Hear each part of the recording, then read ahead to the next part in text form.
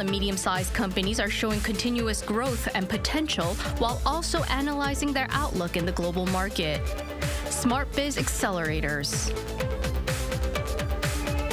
The hot and trendiest area of Seoul has got to be Gangnam. There is just so much to do, so much to see.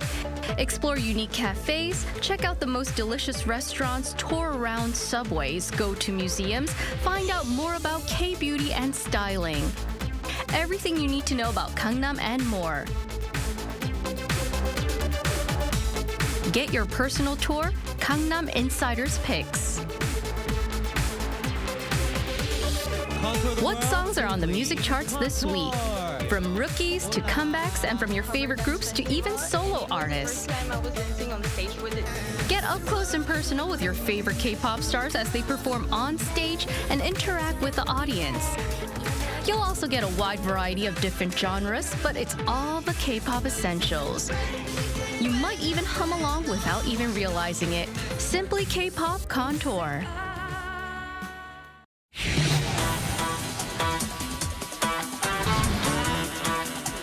입니다. 스탠바이. 방콕 스타트.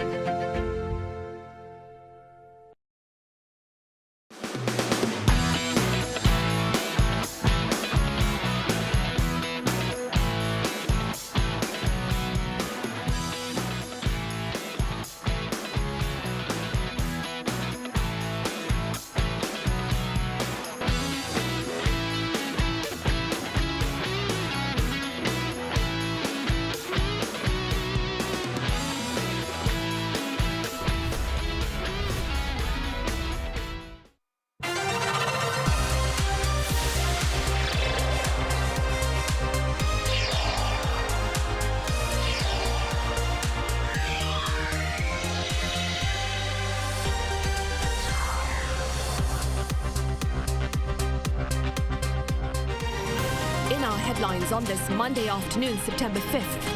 Heavy rain and strong winds have been lashing southern parts of South Korea as the country braces for the onslaught of Typhoon Hinnamnor, which is expected to make landfall here in the early hours of Tuesday. And President Yoon has pledged to be on emergency standby on this Monday while calling for priority to be placed on people's safety amid preparations to ease the potential impact of Hinnamnor. Seoul's top finance official believes the country's current account is in for a roller coaster ride for the time being, as external factors including soaring energy prices and slowing global demand weigh down on the trade balance. Weather warnings have been issued across the southern parts of South Korea as the country braces for the onslaught of Typhoon Hinnamnor, which is forecast to make landfall here in the country in the very early hours of Tuesday. For more, I have my colleague Ishi, who's standing by live on the line. Shiu, so where exactly are you and what can you tell us about the weather conditions there? Hello, Sunny. I'm out here at the port of Incheon, located in Incheon City, west of Seoul. And as you can see behind me, it's raining pretty hard out here right now, and the waves are getting bigger and bigger. Now, the operation of ferries here at the terminal has been halted due to the weather, and the terminal will stay closed until the typhoon passes. And as we're speaking, the Typhoon Hinnamnor is approaching the Korean peninsula. As of 9 a.m. this morning, the typhoon was about 400 kilometers southwest of Jeju Island's Seogwipo City, and it is moving northward. By 3 p.m., it's expected that it will be about 270 kilometers southwest of the island. Amid these conditions, Jeju's Regional Office of Meteorology issued a typhoon advisory on Monday morning. The advisory applies to both offshore and inland regions of Jeju, and the Korea Meteorological Administration has issued heavy rain warnings for most of the southern regions of South Korea. A heavy wind advisory has also been issued for some parts of the Gyeongsangnam-do and Jeollanam-do provinces, where strong winds with a maximum speed of 28 meters per second or more are blowing. Right, Shiu, and along with those strong winds, I understand we're looking ahead to some very heavy downpours today and tomorrow. Please do tell us more. Yes, Sunny, forecasters predict that there will be 600 millimeters of rain on Jeju Island, on the mountainous regions of Jeju Island especially, and anywhere from 100 to 300 millimeters of rain across South Korea. And according to forecasts, the typhoon will hit southern Gyeongsangnam-do province on Tuesday morning. Experts forecast the typhoon to directly impact the city of Busan with a maximum speed of up to 43 meters per second, making it the strongest typhoon to hit South Korea. The KMA warns of especially heavy rain, strong winds, and waves to hit coastal regions, so those near the coast should stay away from the shore. While fortunately no casualties have been reported so far, homes, buildings, and cars have been flooded on Jeju Island. At least 100 people have been forced to temporarily leave their homes and find shelter elsewhere. Around the country, trails at 22 national parks have been closed. Around 50 parking lots and underpasses have also been closed. As for Jeju Island, over 90% of elementary, middle, and high schools have decided to close or have either shorter or remote classes on Monday. All schools in the city of Busan will have remote classes on Tuesday. The South Korean Ministry of Employment and Labor has recommended flexible working hours and remote work across the country. And that's all I have for now. Back to you, Sunny. All right, Shiu, thank you for the latest on Typhoon Hinnamnor. That was our Ishihu reporting live from the port of Incheon.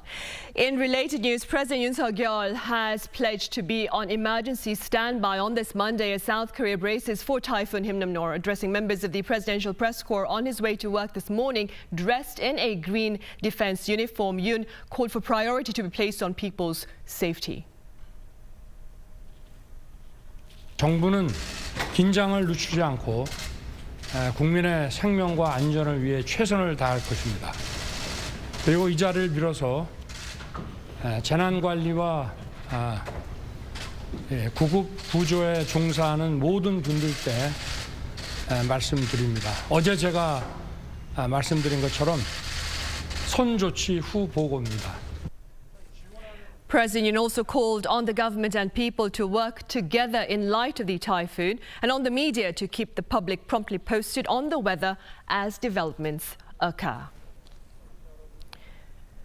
Across the border, North Korea is also ramping up its emergency measures as it braces for Typhoon Hinnamnor. The North state-run Korean Central News Agency reported Monday that officials have inspected transport infrastructure and buildings at risk of flooding or collapse and have ordered fishing boats to return to port. According to the regime's Korean Central Broadcasting Station, a heavy rain alert has been issued in the North's Gangwon-do province, the border city of Kaesong, and the southern areas of Hwanghae-do province, where 100 to 150 millimeters of rainfall is forecast. Meanwhile, in a briefing Monday, Seoul's Unification Ministry said it had made a request to North Korea for advance notification of plans to discharge floodwater from dams across the border to prevent related repercussions on South Korean people and property, which has occurred in the past. In other news, South Korea's current account is looking ahead to a rather bleak future amid a host of external factors ranging from skyrocketing energy prices to slowing global demand against the backdrop of a weaker won. Our Finance Ministry correspondent Ji-young has more. South Korea's trade balance may worsen even further in the coming months. Finance Minister Chu Kyung-ho said on Monday during a meeting of top economic and finance officials that the current account balance is expected to show volatility for a while. Due to the recent rise in energy prices and slowing global demand from China and other economies, the trade balance is weakening. With this, the current account surplus may contract for a while. In August, the country recorded its biggest monthly trade deficit in history. The balance of trade last month was in the red by over $9.4 billion, the most since the trade data was first compiled in 1956. It's also the first time in 14 years that there's been a deficit for 5 months in a row. The finance minister said external factors are the cause of the weakening Korean won against the US dollar. The US dollar is reaching 20-year highs. With this, currencies of major economies are all showing a sharp weakening, and we are no exception. Especially in August, the $1 exchange rate soared amid the worsening trade balance on top of the weakening of the Chinese currency. The South Korean won fell last week to its lowest level against the greenback in more than 13 years, closing at around the 1361 mark as rising interest rates in the U.S. further strengthened the dollar. Chu said the government will closely monitor the foreign exchange supply in real time and take preemptive action if necessary to stabilize the local financial market. Also, the government will push to win contracts to build infrastructure abroad and strengthen export competitiveness to improve the trade balance. Ji-young, Arirang News. South Korea's foreign exchange reserves fell last month as the strengthening US dollar reduced the conversion value of the euro and other currency-denominated assets. According to the Bank of Korea on Monday, reserves stood at $436.4 billion as of the end of August, down $2.2 billion on month. August's retreat came after a brief rebound back in July following 4 months of decline. Foreign reserves consist of securities and deposits denominated in overseas currencies, along with IMF reserve positions, special drawing rights and gold bullion, that is. South Korea was the world's 9th largest holder of foreign reserves as of the end of July. Neighboring Japan and the European Union are also taking issue with the Biden administration's elimination of subsidies for electric vehicles assembled outside of North America. Kim Yo-sun has more on their claims. The EU and Japan continue to raise concerns over new U.S. tax credit measures for electric vehicles under the Inflation Reduction Act. In a phone call held earlier this month, the Vice President of the European Commission discussed the matter with U.S. Trade Representative Catherine Tai. The regional bloc had already explained earlier that the new measure discriminates against foreign producers and favors American manufacturers, highlighting that it's incompatible with WTO standards. Under the Inflation Reduction Act, a tax credit of $7,500 could be granted to lower the cost of an electric vehicle if the car was assembled in the U.S. Japan is also raising similar concerns. A spokesperson for Japan's embassy in Washington explained that Tokyo will convey its concerns to the U.S. government through all possible channels. South Korea has also been active about their opposition to the bill and have already sent government delegations to the U.S. to deliver concerns.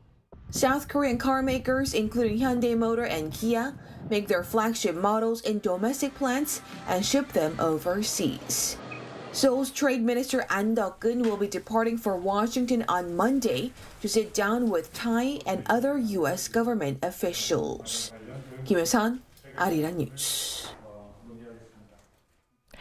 Right, and as our Kim Hyo-sun just mentioned, Trade Minister An Deok-keun has departed for Washington on this Monday to resume talks on the exclusion of tax incentives for electric vehicles made outside of North America. During his 3-day visit, An will meet with U.S. Congress members and senior government officials, including U.S. Trade Representative Katherine Tai. Now, An's visit comes just after Seoul's delegation to Washington last week to convey related concerns. Separately, An is also scheduled to attend a 2-day ministerial meeting on the Indo-Pacific Economic Framework in Los Angeles starting Thursday. That ends the first half of the Daily Report. We return with the second half in a few minutes. Stay with us.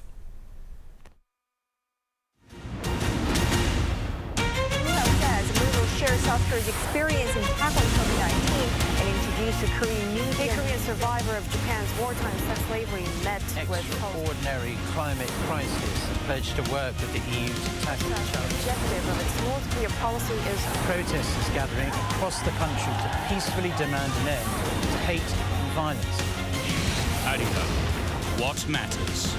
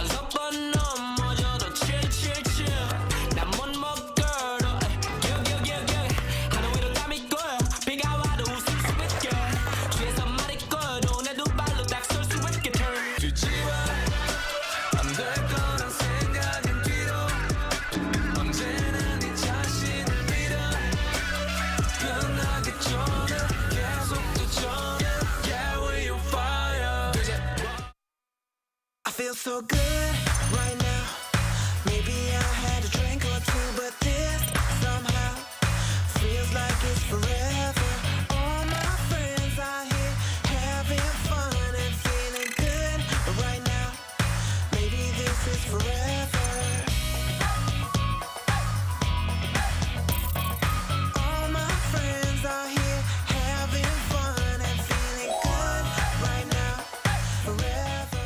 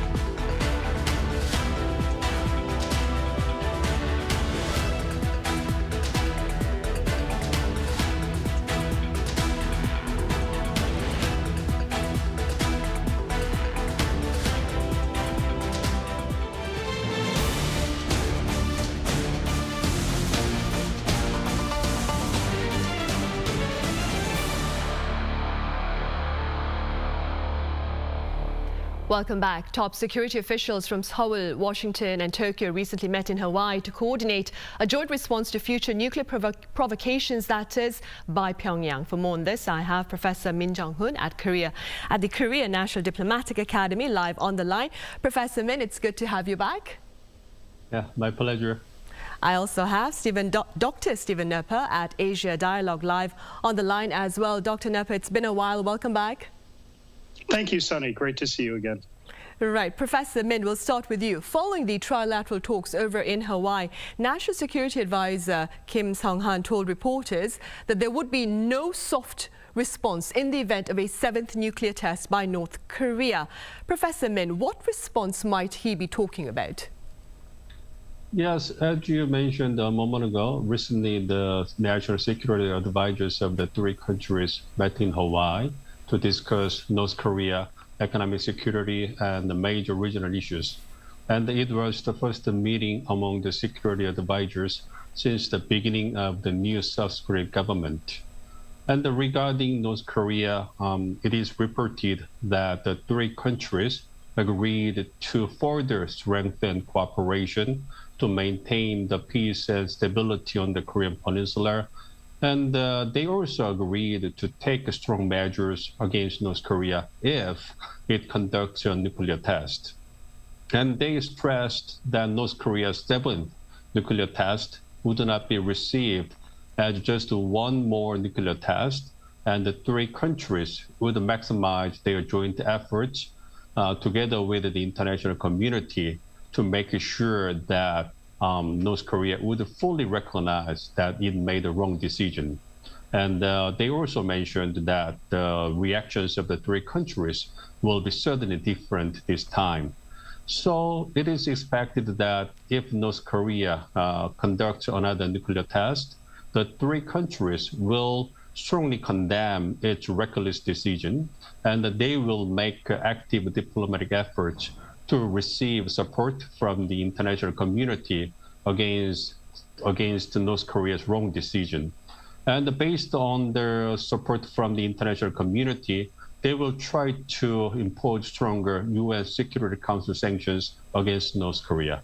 Of course, South Korea and US will respond to the North Korea's nuclear provocation by strengthening their military cooperation, like shooting missiles and deploying strategic assets to the Korean Peninsula in order to demonstrate that they have enough military capabilities to completely destroy North Korea's nuclear facilities and military bases. Right. Dr. Nepper, staying with that then, do tell us a bit, for the sake of comparison, of course, do tell us a bit about the past responses that we've had to nuclear tests by North Korea. Certainly, Sunny. Well, there has been a response to every nuclear test since the first in 2006. The sanction regime has tightened notably, and was especially the case 5 to 3 years ago. After the 4th nuclear test, which happened to have been the resolution co-sponsored by the United States and China, things became very tight around North Korea. And those increased sanctions seem to have made a difference and may have contributed to North Korea coming to the table in 2018. They were probably surprised at that unanimity. Now things are different. The U.S.-China discord means that North Korea knows it will be hard for the United States in the Security Council to have the same type of resolve, especially as Russia and China have argued for sanctions relief. And now that Russia, with the Ukraine invasion, and China, with its approach on Taiwan, stands in very stark contrast to the United States. So it will be interesting to see what type of response would take place. I've argued through the year that it is not in North Korea's interest to test. So far, they have not. They're coming out of the COVID lockdown. They may be looking at China and the fact that in October there is a party Congress meeting, conscious not to embarrass Xi next door, and perhaps are being wary and waiting to hear what this audacious initiative might mean for them in terms of providing pragmatic support for North Korea's development. So there are a lot of reasons not to test. If they do, we do pass a dangerous threshold, which is the 7th test. India and Pakistan have tested only 6 times. So this would be a dramatic mark in terms of the challenge, both to the Korean Peninsula as well as to the non-proliferation regime. Right. And Professor Min, expanding on what Dr. Nepa has just said, do you believe a seventh nuclear test is indeed on the horizon? And if so, what does North Korea look to gain from it? Well, it is reported that the international authorities in Seoul and Washington assess that North Korea is ready to conduct another nuclear test. So it's not surprising that the seventh nuclear test will take place anytime soon. And I think that only thing left is Kim Jong-un's decision, and his decision will be based on North Korea's domestic political considerations and its calculations on the relations with U.S. and South Korea. And militarily speaking, regarding the seventh nuclear test, it seems that North Korea want to make technological advancements in its nuclear capabilities to put tactical nuclear warheads on the short-range ballistic missiles. And enhancing its short-range ballistic missile capabilities with the tactical nuclear warheads, target militarily its neighboring countries like South Korea and Japan, not the United States. So it shows that the main purpose of conducting another nuclear test is to enhancing North Korea's military capabilities against South Korea and Japan. Meanwhile, I also think North Korea will try to enhance its military capabilities against the United States through improving its ICBM capabilities. It means that there is a probability that it will have another ICBM test after conducting the seventh nuclear test in order to increase its bargaining power on U.S. before it comes back to the nuclear talks with Washington. Right, I see. Dr. Nepa, recently speaking to the Associated Press, South Korea's Vice Defense Minister Shin Pom-chol claimed China and Russia hold the key to North Korea's denuclearization. Do you share this view? I'd say they hold a key, and they certainly have influence. They have the ability to explain to North Korea what the implications will be. However, they are both distracted. Again, China on the Taiwan issue and Russia on the Ukraine issue, where both face a good deal of international opposition, and certainly that of the United States. So they play a key role in terms of having good relations. North Korea has recognized the Donetsk republics, which has pleased Russia. And Russia does not have many friends now. If you remember the first resolution in the General Assembly, only 4 states voted with Russia, as Russia was widely condemned on the Ukraine invasion. And so, China, too, being absorbed with the Party Congress, the further consolidation, and Xi Jinping moving toward a third term as president, they have the ability to influence North Korea. They also have a lot of inward concerns and their own respective concerns and distractions with the United States, with the European Union, and others. So it'll be interesting to see. Also, North Korea is famously nationalistic. And so to think that China and Russia have the only key is a mistake, because if we buy Professor Min's adroit analysis just a moment ago, Kim Jong-un is listening to his technological advisors. He's listening to the scientists if his rationale is to test again. And they will do that for North Korean pride. They will do that in terms of regime security, stability, and popularity, and the narrative which they convey to the North Korean people. And so China and Russia have large influence. They have the potential to help educate North Korea forward on issues of demilitarization and the seriousness of the challenge of nuclearization. And China and Russia have stated support for denuclearization. But I'd say it's one key among several. Right, and staying with China and Russia, Professor Min, some pundits claim that these two allies of North Korea may not welcome a nuclear test at this particular point. What are your thoughts? Yes, personally, I agree with their perception that China and Russia do not welcome North Korea's another nuclear test. I think it's because North Korea's nuclear test is a truly hard-ish to make China and Russia embarrassed and to make them difficult to defend North Korea in the international community. the international community perceives North Korea's nuclear capability as a serious security threat because it could cause devastating consequences if it spreads out to the world. So most countries have clear positions against North Korea's nuclear threats, and they are supportive of imposing UN sanctions against North Korea when it conducts a nuclear test. So if North Korea conducts another nuclear test, the international community will strongly support imposing UN sanctions against North Korea, and such a situation will put China and Russia in a difficult situation because they needed to defend North Korea in the international stage.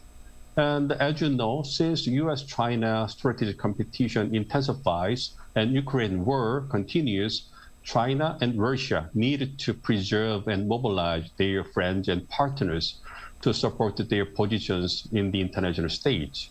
So I think China and Russia want to keep North Korea as their close friend and ally, but North Korea's nuclear test can put them in an embarrassing situation and make them hard to defend their ally in the international stage. So personally, I think these situations suggest that there could be nothing that China and Russia could get out of North Korea's nuclear test. So I don't see any reason why the China and Russia would welcome the North Korea's another nuclear test. Instead, it will be there like a headache. Right, and beyond nuclear provocations, Dr. Nepa, a recent report by the RAND Corporation and the ASEAN Institute for Policy Studies has renewed concern over North Korea's chemical weapons and cyber capabilities. How do you evaluate these particular threats? Well, I think they're significant. I mean, we've known for some time that North Korea derives a great deal of income off of cybercrime. We also know that it has actively had, since the Korean War, a chemical and biological weapons development program. But look, those are just two factors. We're concerned about their conventional capabilities, their short-range missile testing, and what that means for Seoul, and as Professor Min has mentioned, what that means for Tokyo as well. So there are a plethora of issues, a range of issues that need to be negotiated. And what this means to us is that we need to be back at a negotiating table. It's not just a time to sit back and register where North Korea is and simply wait for tests, but to prepare for further negotiation to discuss a number of issues. Those are the range of security issues, human rights issues, but also North Korea's development concerns. And things like the typhoon remind us that there's a common challenge, North and South, to things like climate change and catastrophic weather conditions. North Korea is interested in that. They're interested in space, which is an area where South Korea excelled. So there is a very thick menu that they may sit down with and go through, and that will lead to more productive analysis on issues like this, chemical and cyber, as well as nuclear and other conventional weapons.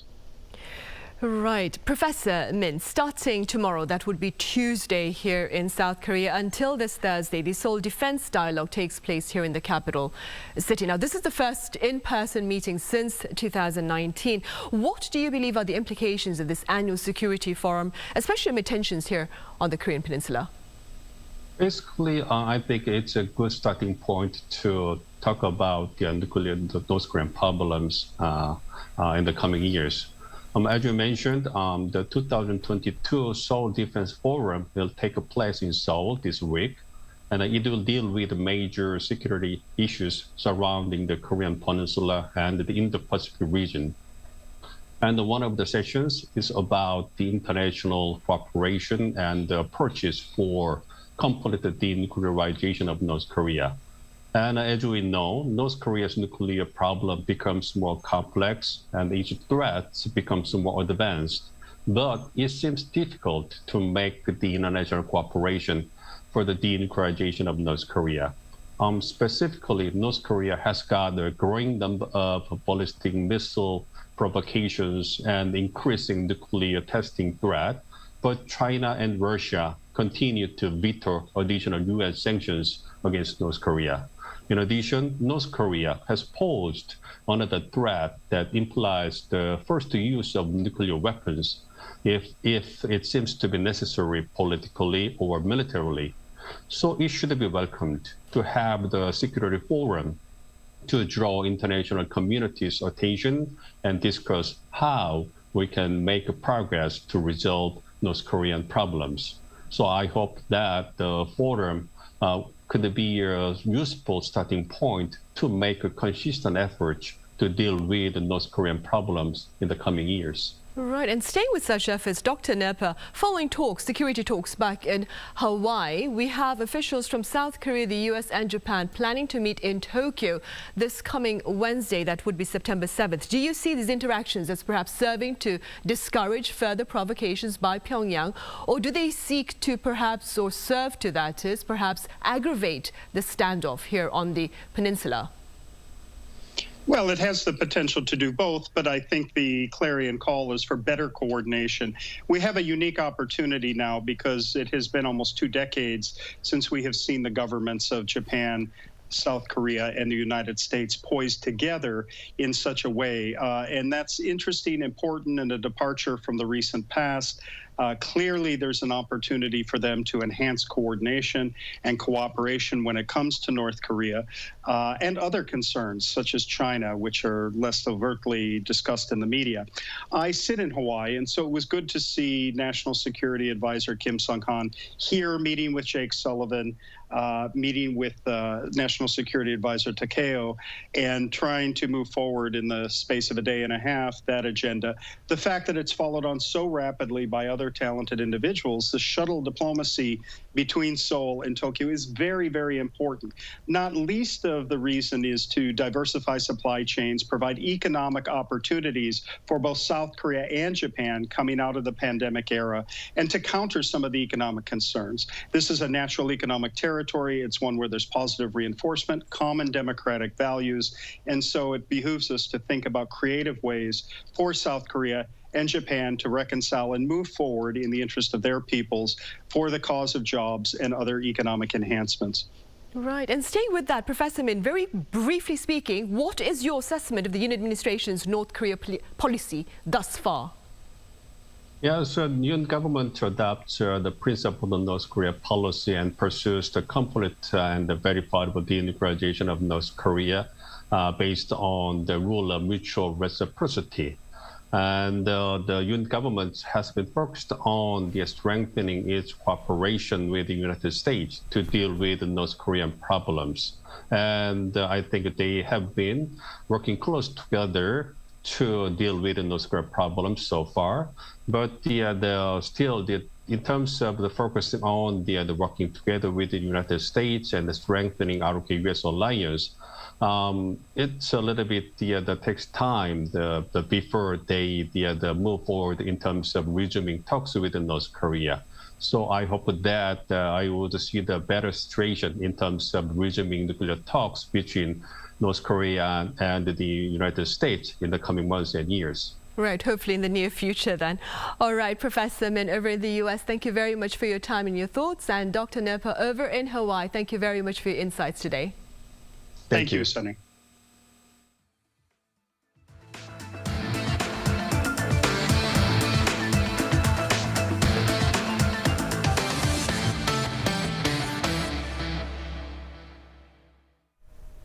For those of you planning to go behind the wheels amid the wet weather, do seek to drive slowly to better respond to slippery roads and reduced vision. Our Lee Seung-jae reports. This is a test to see the dangers of driving in the rain. It's a test road with a wide turn of 120 degrees. On a dry road, the car has no problem making the turn at 50 kilometers per hour. However, on a wet road, even at 40 kilometers per hour, the car skids slightly. The braking distance also increases significantly in the rain. When driving at 50 kilometers per hour, passenger cars skidded 8.2 meters, while trucks skidded 8.9 meters. Buses had a braking distance of 11.6 meters, up 1.7 times compared to dry roads. Due to these factors, driving in the rain has a 32% higher chance of an accident, and the death rate increases by 26% for accidents when raining. When you suddenly brake on a wet road, that's when aquaplaning occurs. The driver cannot control the steering wheel. It's just like water skiing, where you're going to just skid and glide. Slowing down is the best way to prevent accidents in the rain. Drivers should slow down by 20% in normal rain and 50% in heavy rain. In order to avoid any collisions due to skidding, a driver should keep 50% more distance between cars than in normal conditions. It's also a good idea to turn on your headlights even during the day when it's raining, which can reduce accidents by more than 17%. To avoid aquaplaning, which is when a car starts to slide over water, it is important to ensure that your tire groove depth is sufficient. In addition, when passing through puddles, use first or second gear. And remember, if it rains to the point where you can't see clearly, you should pull over at a safe place for a while. 이승재, Arirang News. Meanwhile, on the tech front, hydrogen is not simply looking to be an eco-friendly fuel of the future, but now also an economical option. Our Chung Won-ju explains. Scientists carbonize a piece of fabric by burning it at over 900 degrees Celsius. This allows electricity to flow through. When that burned fabric is placed in a nickel metal solution and an electric current is applied, the metal layer bonds to the surface of the cloth. This process, called electroplating, transforms the fabric into a new material that reacts better. Carbonization usually occurs at 2,000 degrees Celsius, but we carbonize the cloth at 950 degrees. This makes electroplating a large surface area possible.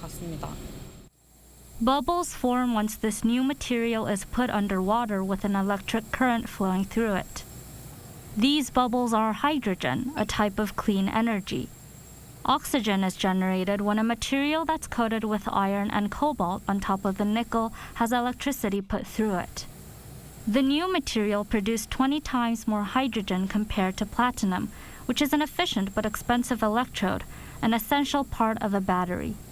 The material was able to operate stably even at a high current density because a secure bond with the metals was induced through the special surface treatment. This new electrode produced hydrogen even at low voltages, showed stability, and maintained metal adherence. This material demonstrates the possibility of replacing metal catalysts with non-metal catalysts. There has also never been a report of such a long and stable operation, even at the high current density of 2,000 milliamperes. This development means scientists can stably mass-produce hydrogen using inexpensive materials. The research results were also printed in the journal Energy and Environment Science, published by the Royal Society of England, which recognizes and promotes excellence in science. Chung Won-ju, Arirang News. On the health front, corn on the cob can now be consumed raw, and our Cho Sang-min tells us how. If you think eating corn requires proper cooking, you might have to think again. Although the proper grain is usually steamed, baked, fried, or put in a salad, a research team at South Korea's Rural Development Administration says there's now a new kind of corn that's meant to be eaten raw. All it needs is a bowl of ice water for it to soak in before enjoying it. I had always steamed corn, but eating it raw like this feels like I'm having ice cream as it's refreshing and crunchy. It's delicious. Nutritional experts say that people tend not to realize how nutritious corn cobs and their silks can be. The health benefits were also detailed in the famous Korean traditional medicinal book Dongbokam from the Joseon dynasty. An easy way to intake the nutrients from them is to boil them down into a beverage.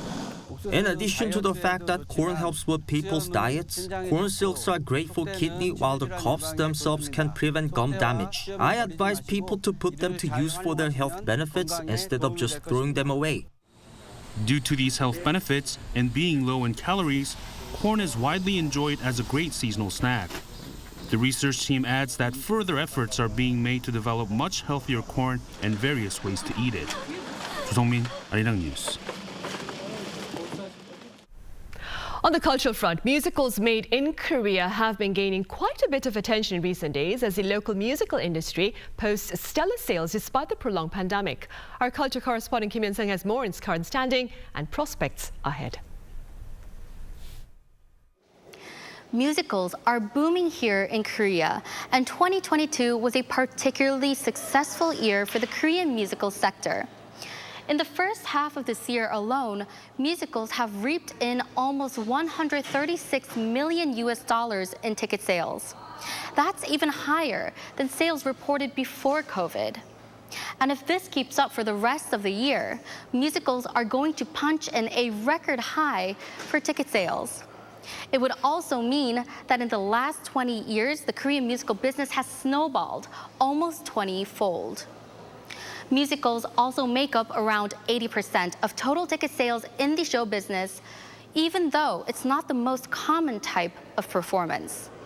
Then what's behind this booming growth? I'm standing here at the Sejong Center for the Performing Arts, the venue for one of the biggest smash hits of this year, The Man Who Laughs. We'll start with this musical to take a deeper look into the Korean musical industry.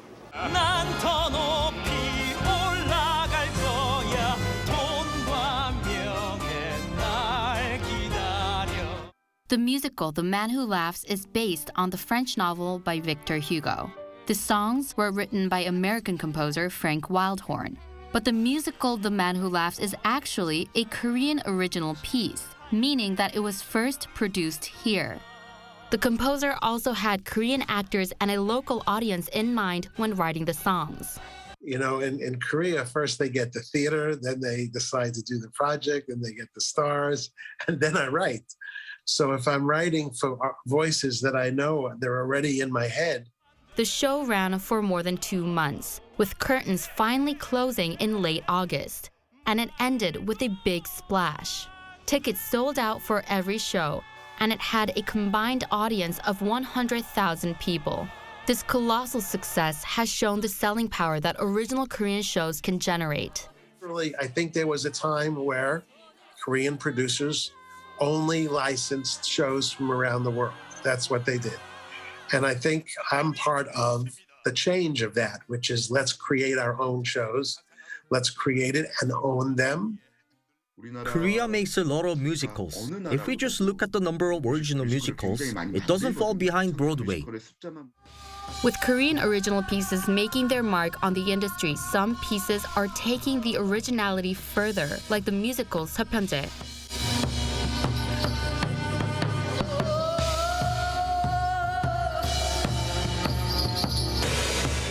Premiering back in 2010, the musical Seopyeonje is based on the original Korean story of Dongho and Songhwa. They are musicians who sing traditional Korean sounds, also known as pansori. The story depicts the struggle to keep alive the sounds of pansori, which has become a dying culture. Critics say that it's a rare musical piece where the unique Korean color shines through.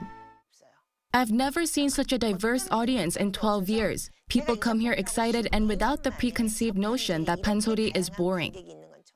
Even though the story is about pansori, the musical mostly uses rock and ballad music. But some attempts are even bolder, like this musical Cheokbyok, which pairs up pansori with contemporary dance. This performance is a rebellion created by people who fell in love with the sounds and expression of pansori. When a modern rhythm is incorporated with pansori, it's explosive. In Korean music and pansori, I had to really pour out my emotions to the point where my throat hurts. In pansori, the sounds are more rough and real. Another trend in the Korean musical sector is recreating some of the most popular Korean dramas. The worldwide hit K-drama series Crash Landing on You is going to premiere at... A love story between a man and woman in a country that's still divided. It's a K-musical piece that has a unique Korean sentiment. And this musical has high expectations of hopefully reaching a global audience one day. When people go to New York, they watch Broadway shows. It would be great if catching a show here in Korea becomes a natural part of the tour for visitors. The Korean musical sector is also backed by a unique fandom culture. When big pop stars perform in musicals, they bring their fans with them. Fans avidly follow their stars' performances, buy merchandise, and watch the same show again and again. This fan started watching musicals when her favorite K-pop singer Ryeouk from the boy band Super Junior started performing in one. There was an original musical called Gwangyam Sonata where Ryeouk was cast. I watched it in person 8 times and I saw it through an online streaming version and as a movie. So I've watched it at least 10 or 11 times. Her passion for the K-pop star soon blossomed into a love for musicals, and fans like her are pretty common. Korean musicals are based around the actors rather than the story. So when fans see their favorite actors perform, they tend to watch the same show again and again. The culture has become very similar to the one seen in K-pop. So the Korean musical sector has been built atop robust original stories and a solid fan base. But it still faces some critical challenges. First, the wider audience is still more used to seeing Western-style stories in musicals. When Korea makes musicals, it tries to follow the Western model a lot. A lot of pieces still don't have a unique Korean color to them yet. Works like 서편제 try to put in our culture like 판소리, but relatively, there aren't that many pieces like that. And 서편제 is struggling to compete with this Western favoritism. This year may perhaps be the last chance to see 서편제 on stage due to funding cuts. There are no investors because they don't see a commercial success to it. I think that this is a great piece that's worth protecting, so it's heartbreaking to see it end because there are no investors. Another problem may come from the heavy focus on the star cast. Right now, theaters are more focused on actors rather than the musical piece itself. So I think it's still too early to say that Korean musicals have their own color. But with the Korean musical sector expanding year after year and producers ceaselessly working to diversify content, the Korean musical industry holds much potential. Already, some of the most popular stories have been exported to China, Japan, and Taiwan, and many see it going even further afield. Now, let's see if we can export them to the world. And you're going to see that's the next chapter. You know, pound for pound, Koreans are the best singers as far as I'm concerned. Grabbing the attention of the global market is going to be the obvious next step. Korean actors are really talented, and I think their talents will soon reach the world. This is Taeangno, a place often referred to as the Broadway of Korea. It's one of the most vibrant sites in the country for theatrical and musical performances. Compared to Broadway or other distinguished musical markets, the Korean musical sector is still just starting out. But if Korean musicals continue on their upward trend, musicals that were born here could soon inspire and entertain people from all around the world. Kim Hyun-sung, Arirang News.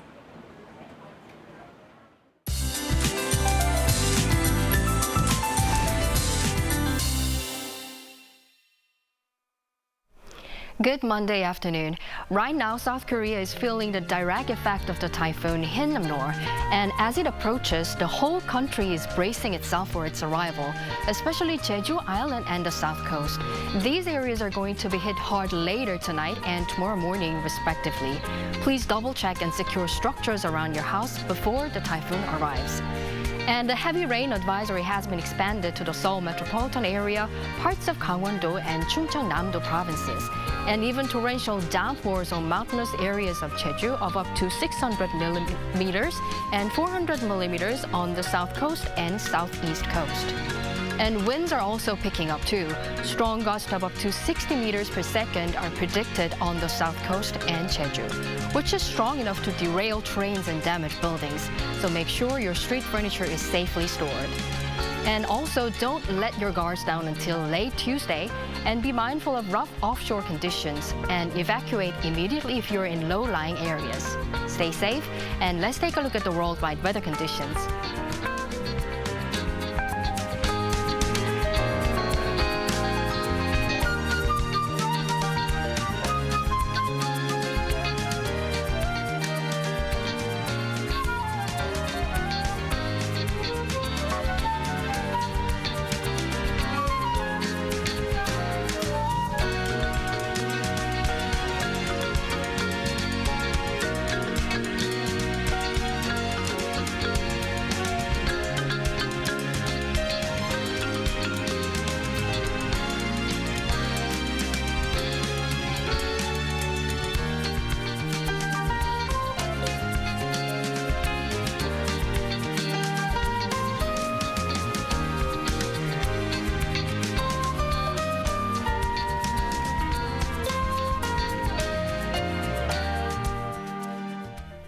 On that note, we end Monday's edition of the Daily Report. For those of you here in this part of the world, do take care against Typhoon Hinnamnor. Thank you for watching.